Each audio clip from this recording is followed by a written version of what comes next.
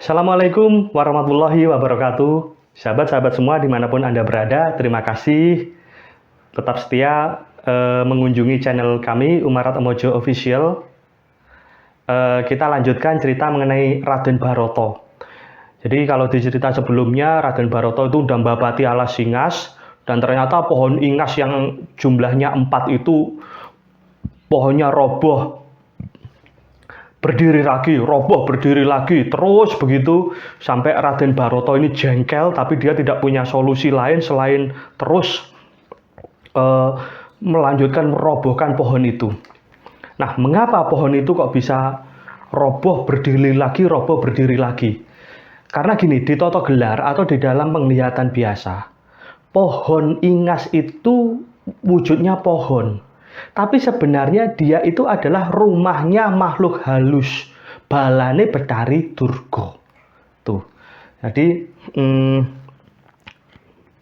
kita kemarin kan sudah membahas Betari Durga.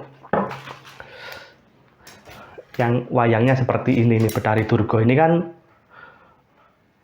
ratune demit, ratune jim, setan, priprayangan, ilu-ilu Banaspati, gendruwo, engklek-engklek balung tanda, wes apapun makhluk halus itu yang mimpin Betari Durga ini.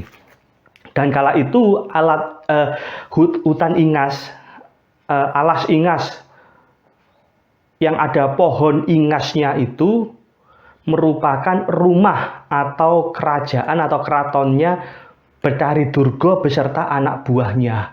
Sehingga walaupun sudah roboh, pohon itu sudah roboh, bisa berdiri lagi. Gitu. Dan di situ ada seorang putranya Dewa yang merasa simpati kepada Raden Baroto ini, mesake gitulah, paribasannya itu mesake. Jadi kasihan melihat Baroto lelah itu nggak tega. Nah, akhirnya dia membantu. Nah, yang membantu ini ada yang menyebut langsung Bathara Wisnu atau Prabu Sri Mahapunggung atau siapa, itu monggo bebas. Yang jelas yang membantu itu adalah Wisnu. Baik Bathara Wisnu langsung ataupun ada versi lain yang menyatakan bahwa yang membantu itu adalah titising Wisnu. Ratu Purwocarito Prabu Sri Mahapunggung, ya sah. Intinya gini, melihat kelelahan Baroto yang sedemikian rupa itu, ada yang nggak tega. Dan dia itu pingin membantu. Dan yang membantu ini tahu bahwa jika dia menyampaikan ke Baroto, maka dia itu tidak akan diterima. Namun dia tetap mencoba, karena awalnya itu merupakan suatu praduga atau prasangka. Kalau di dunia ilmiah namanya hipotesa, misalnya gitu. Kenapa? Karena pada saat Mupuh Sayembara masuk ke alas Ingas itu, sebelumnya Baroto sumbar kalau dirinya sendiri tanpa bantuan siapapun bisa membabati hutan itu. Kenapa? Karena Baroto percaya diri dengan banyaknya ilmu yang dia miliki. Jadi dia terlalu overconfidence atau terlalu percaya diri karena merasa bahwa dia itu pinter kok. Anaknya Bathara Gana, gudangnya ilmu apa aja yang nggak ada. Ada semua, Baroto kuasai. Jadi dia merasa dengan kepinterannya, dia tidak butuh orang lain. Itu Baroto. Dia merasa pinter, dia nggak butuh bantuan. Dan itu disebutkan di awal. Makanya untuk menggambarkan Baroto yang kayak gitu, saya pada saat nyorek Baroto ini, wajahnya itu saya buat agak longok, dongok gitu. Nggak luruh kayak Gatot Kaca gitu. Jadi lebih kelihatan bahwa dia itu ada sombongnya karena merasa pinter banyak ilmu, sombong. Jadi merasa adiguna. Jadi merasa bahwa dia itu punya banyak keluwihan, ilmu, kagunan. Nah, Sri Kanwa tadi datang atau Wisnu tadi datang menemui Barata dan meminta mengajukan diri untuk membantu merobohkan pohon ingas itu. Lah Barata tidak menerima niat baik itu. Dia malah marah, mengusir Wisnu itu. Apa direken aku wong ringkih. Membabati pohon ini aja ndak butuh bantuanmu. Tak babati dewe, diusir. Jadi yang mau membantu itu tidak diterima, malah diusir. Nah dia pergilah, singkat cerita itu pergi. Dan Barata kembali lagi ke cara lama, merobohkan dengan kekuatan gajah itu, karena dia bisa triwikromo jadi gajah. Dan pohon roboh, setiap pohon roboh berdiri lagi, pohon roboh berdiri lagi. Tuh. Nah, terus tetap ya, karena dasar hatinya baik ya, karena ingin menolong Sri Kanwa tadi itu tetap ingin menolong Barata, namun dia tidak mau menampakkan diri bahwa dia itu menolong. Singkat cerita, pada saat pohon itu roboh, belum menyentuh tanah, sama Wisnu atau sama Sri Kanwa tadi dihantam senjata cakra. Sehingga pohon yang sebelum roboh ke tanah itu sudah gini, pohon sudah dirobohkan oleh Barata.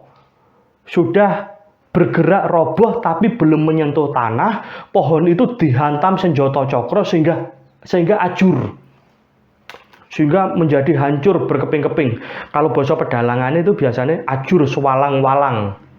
Jadi walang itu belalang, jadi ajur hancur seukuran belalang. Tapi lucu juga itu pernah ada, ya mungkin karena kecepatan ya, salah menyampaikan di dalam pertunjukan. Ajur sak lawang-lawang, bukan walang tapi lawang. Lah, lawang itu kan artinya pintu. Jadi hancur seukuran pintu-pintu itu kan, waduh gitu. Jadi ya, tapi itu mohon maaf, itu mungkin keselionya lidah ya. Kadang lidah itu kan bisa keselio.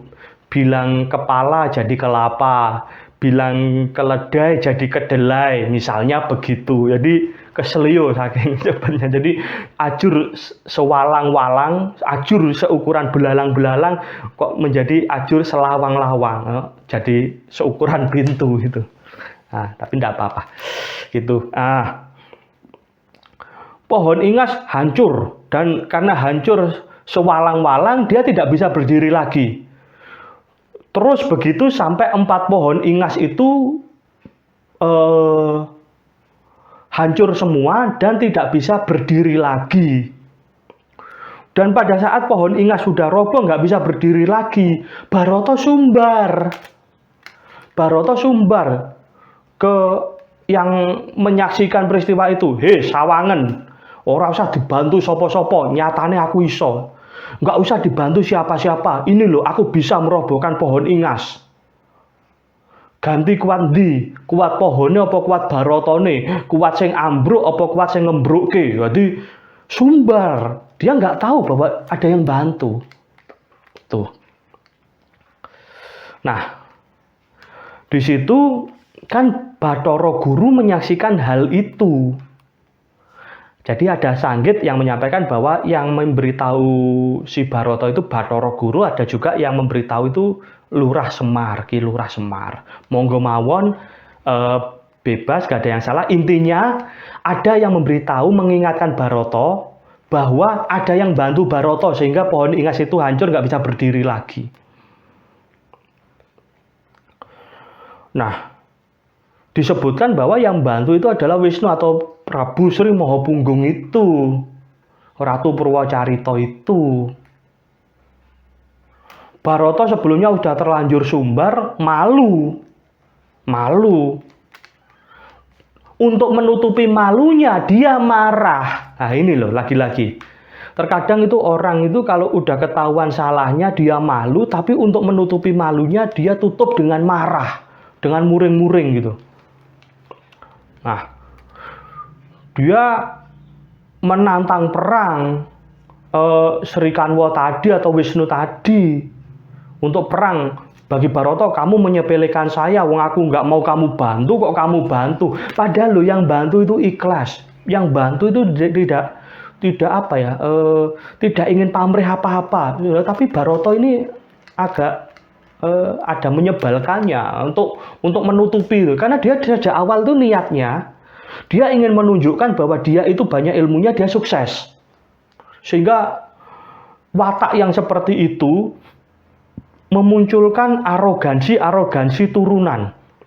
Jadi memunculkan sifat-sifat arogansi berikutnya. Dia tidak mau menerima bantuan orang lain dan segala macamnya. Jadi, dia menantang Sri Mahapunggung tadi untuk perang. Ya, singkat cerita, Sri Mahapunggung diajar, namun karena ada yang melerai peperangan itu dan Sri Mahapunggung diminta untuk mengalah. Dan ada yang mengingatkan Baroto, lu jangan begitu, kamu memang pinter, tapi sepinter-pinternya orang, hargailah siapapun yang membantu kamu, seperti apapun wujud bantuan itu, walaupun yang membantu mungkin kalah pinter dengan kamu. Namun bisa jadi orang itu kalah pinter di satu hal, tapi unggul di bidang lain. Wong nyatanya mungkin secara hal tertentu ada Baroto lebih unggul dari sisi kepinteran, tapi nyatanya kan nggak bisa merobohkan pohon itu. Dan nyatanya yang bisa merobohkan adalah Wisnu atau Sri Kanwo. Ya berarti kan dia unggul. Nah, singkat cerita, ya Baroto tetap dongkol, dan di situ bisa dewa senior itu bisa Bathara Guru atau Ismoyo atau Kiai Semar itu yang menyebut bahwa, oh iya Baroto, kamu memang bisa membangun negeri Ngastina itu, Hastinapura. Tapi ingat, suatu saat negerimu itu akan geser. Dia tidak akan menjadi milik keturunanmu, nanti akan menjadi milik keturunannya Wisnu atau terahnya Wisnu. Nah, itu betul memang. Makanya kalau dirunut di lakon selanjutnya, pada saat setelah Baroto Yudha Jaya Binangun, yang menjadi Ratu Ngastina adalah Prabu Parikesit.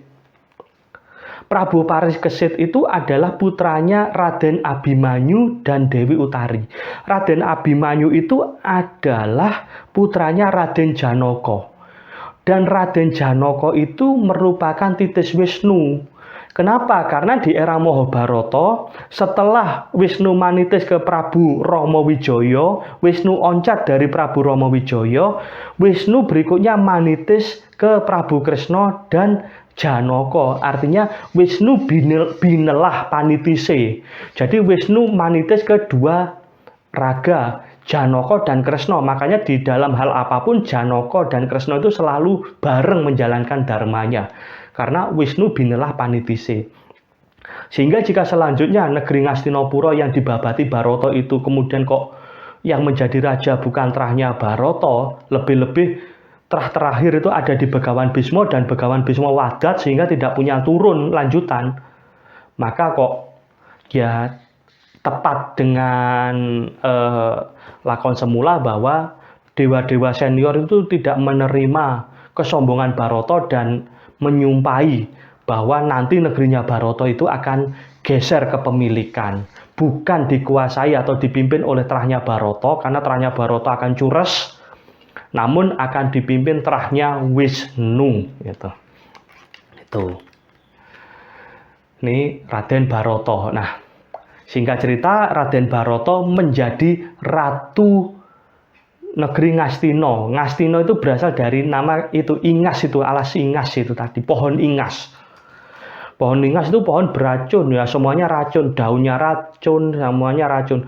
Air hujan yang nempel di pohon itu dan air hujan yang sudah menempel di di daun pohon itu dan menempel ke kulit kita bisa merasakan gatelnya. Nah, karena semua isi pohon itu tuh beracun. Nah, lantas setelah pohon Ingas yang 4 itu tadi hancur, maka Betari Durga dan para jin setan priprayangan kan tidak punya tempat. Digantilah tempatnya di hutan yang lain yang namanya Setro Gondomayit atau alas atau hutan Krendoyono. Nah itu, Krendo itu berarti keranda, keranda mayat itu, Krendoyono. Nah, jadi keranda. Nah, Setro itu pakuburan, gondo itu aroma mayit jelas. Jadi makam yang ya maaf makna kasarnya itu beraroma mayat itu Rendoyono. Jadi Betari Durga yang wayangnya ini beserta pasukannya atau kawulane atau rakyate para jin setan priprayangan itu pindah yang semula di Alas Ingas pindah ke Setro Gondo Mayit atau Alas Krendoyono. Nah, sedangkan Raden Barata ini menjadi Raja Ngastina dengan bergelar Prabu Barata. Nah, tuh. Nah, nama Barata di dalam dunia pewayangan yang terkenal itu ada dua. Satu ya Prabu Barata ini, yang kedua itu Barata Satrio Ngayodya, adiknya Prabu Rama Wijaya dan atau kakaknya Raden Lesmana Widakta. Jadi Barata itu adiknya Rama Wijaya tapi kakaknya Lesmana. Kalau Rama Wijaya jelas kakaknya mereka. Kakaknya Lesmana ya kakaknya Barata. Tapi kalau Barata itu kakaknya Lesmana, adiknya Rama Wijaya. Itu juga bernama Raden Barata yang menjadi Raja Ngayodya. Kenapa? Karena Prabu Rama Wijaya tidak berkenan, karena suatu hal nanti akan kita ceritakan lakonnya, dia tidak menjadi Raja Ngayodya. Nah, dia nantinya menjadi Raja Poncowati Denda, memimpin pasukan bala tentara kera gitu, dan istrinya diculik oleh ini Dasamuka ini, Rama Wijaya kemudian bedah Ngalengka itu. Nah, jadi Barata di dunia pewayangan itu yang terkenal ada dua. Yang pertama ya Barata ini yang menjadi Ratu Ngastina, yang kedua Satrio Ngayodya itu. Nah, demikian. Nah, setelah Barata menjadi raja, di era-era berikutnya itu saya belum menemukan lakon-lakon yang lain. Lah, kalau belum menemukan lakon-lakonnya itu, justru itu bagus sebagai ajang untuk berkreativitas bagi para dalang-dalang yang kreatif atau pecinta-pecinta wayang yang kreatif untuk mengarang lakon atau membuat lakon carangan. Dan membuat lakon carangan itu kan tidak mudah, itu sulit.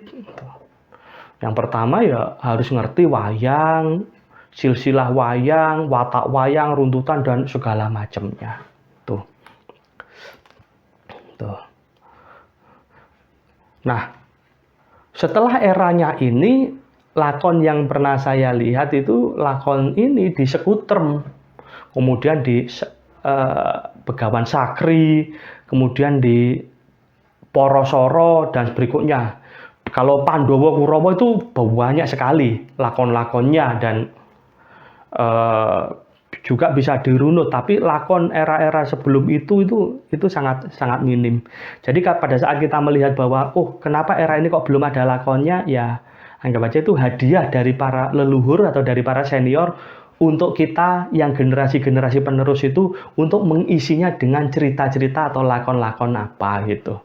Yang terpenting, lakon apapun yang diciptakan, yang dikreasi atau yang ditampilkan membawa pesan-pesan moral yang sangat baik dan sebisa mungkin itu logis ketemu nalar. Walaupun wayang tidak semuanya itu bisa dilogika, bisa dijadikan suatu logik yang gimana. Kadang-kadang nggak ketemu nalar, ada, tapi jika terpaksa tidak ketemu nalar, ya pesan moralnya itu tertangkap. Sebagaimana lakonnya Raden Barata Babat Alas Ingas ini, pesan moral yang pertama setidaknya kita gini. Jangan terlalu mendewa-dewakan ilmu pengetahuan yang kita ketahui. Sehingga menjadikan kita itu berbuat atau bersikap sombong, congkak, tidak menghargai orang lain. Lebih-lebih orang yang telah membantu. Kepada orang yang tidak membantu aja kita harus respect, harus hormat. Apalagi kepada orang yang membantu. Nah, Barata merasa dirinya pinter. Dia tidak mau menerima bantuan. Itu kesalahannya Barata. Jadi yang itu watak itu jangan tiru. Gitu.